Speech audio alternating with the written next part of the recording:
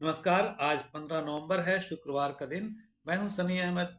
हाजिर हूं पटना से छपे हिंदी के प्रमुख अखबारों की प्रमुख खबरों के साथ जन मीडिया न्यूज़ के इस खास कार्यक्रम में। आज मैंने जिन चार खबरों को प्रमुख रूप से आपके लिए चुना है वो इस तरह हैं।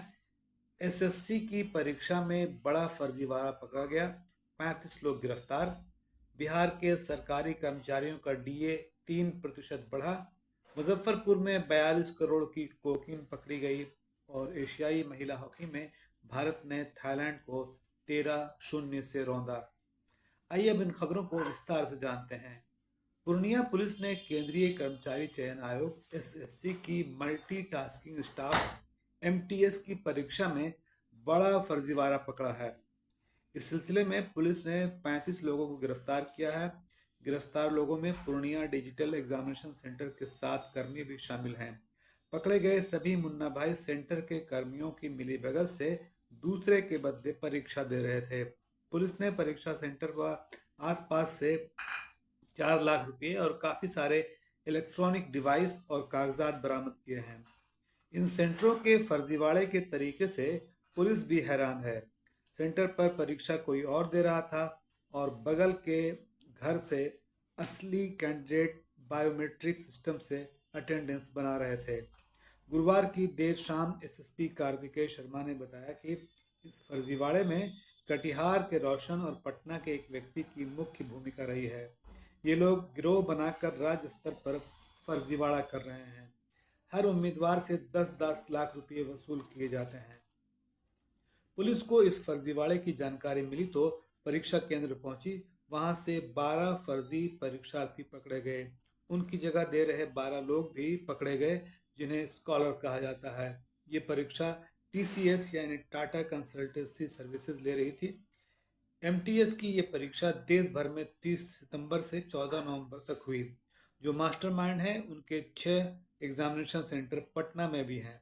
टीसीएस के कुछ कर्मचारियों की भूमिका भी संदिग्ध मानी जा रही है। तो ये परीक्षा हुई 30 सितंबर से 14 नवंबर तक और सिर्फ एक दिन में 12 लोग ऐसे पकड़े गए जिनकी जगह पर दूसरे लोग इम्तहान दे रहे थे और उन्हें भी पकड़ा गया।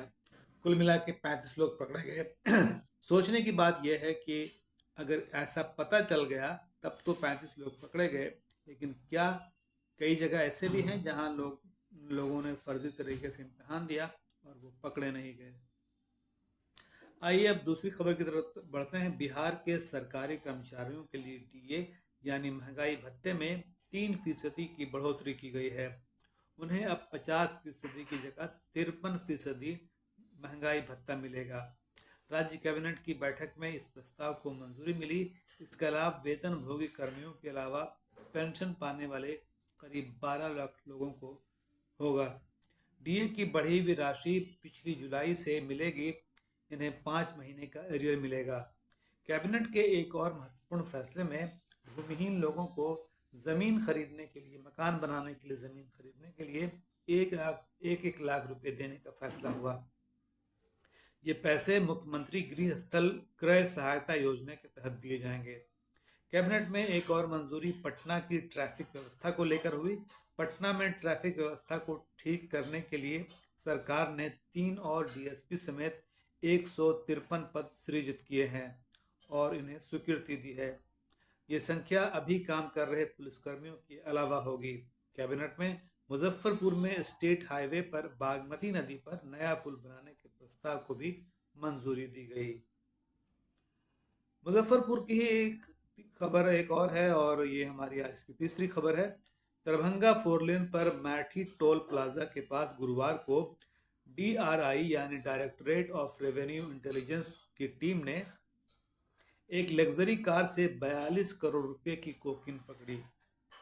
कार में एक ट्रॉली बैग रखा हुआ था और उस ट्रॉली बैग के आखिरी हिस्से के जो आखिरी हिस्सा होता है उसके नीचे वो 4 पैकेट में ये कोकीन रखी हुई थी और ये लगभग 4 किलो 22 ग्राम 200 ग्राम थी।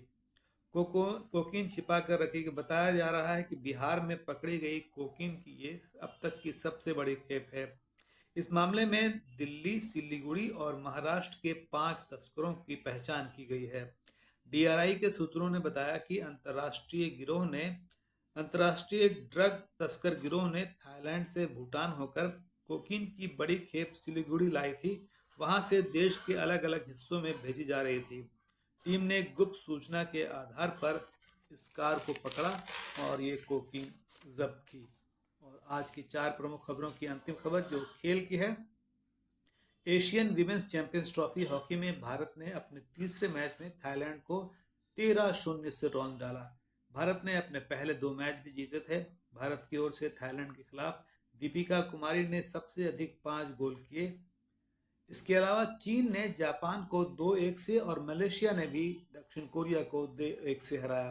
भारत और चीन ने 3 मैच जीतकर 9-9 अंक हासिल किए हैं, लेकिन ज्यादा गोल करने के आधार पर अंक तालिका में चीन पहले नंबर पर है और भारत दूसरे स्थान पर है। भारत और चीन का सेमीफाइनल में पहुंचना लगभग पक्का हो गया है। ये प्रमुख 4 खबरें थी। अब अन्य खबरों की चर्चा करते हैं। दिल्ली में यमुना की तरह पटना में भी गंगा के पानी में सफेद झाग बन रहा है। हिंदुस्तान की इस खबर में बताया गया है कि दीघा नहर का पानी बिना ट्रीटमेंट सीधे गंगा नदी में जाने से ऐसा हुआ है। इसके अलावा लगभग 500 नाले ऐसे हैं जिनका पानी बिना ट्रीटमेंट के गंगा में डाला जा रहा है और अब गंगा में भी वो समस्या पैदा हो रही है जो दिल्ली में यमुना में देखी जाती है। और आज कार्तिक पूर्णिमा है। लाखों लोग इस गंगा नदी में नहाने आएंगे और उन्हें इस तरह के झाग वाले पानी का सामना करना होगा।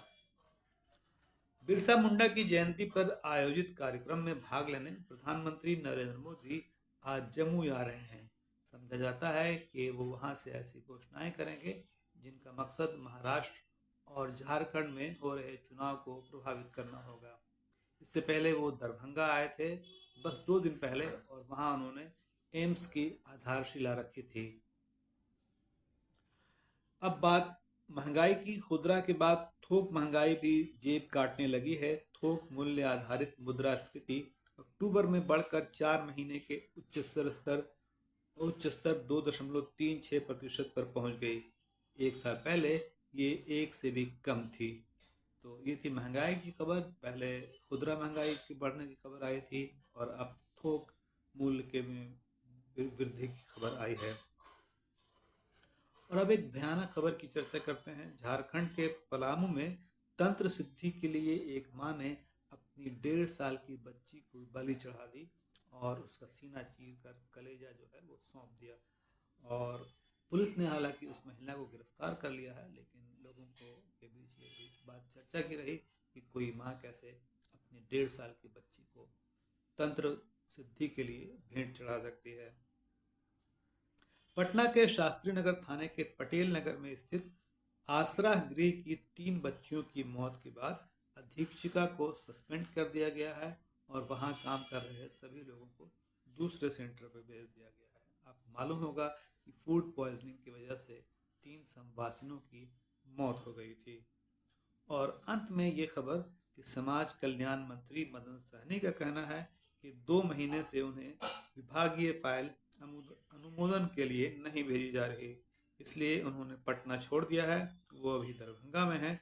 उनका कहना है कि जो उनके विभाग की अपर मुख्य सचिव हैं हरजीत कौर, वो उनके साथ काम करना मुश्किल समझते हैं, वो उनसे बात नहीं करती।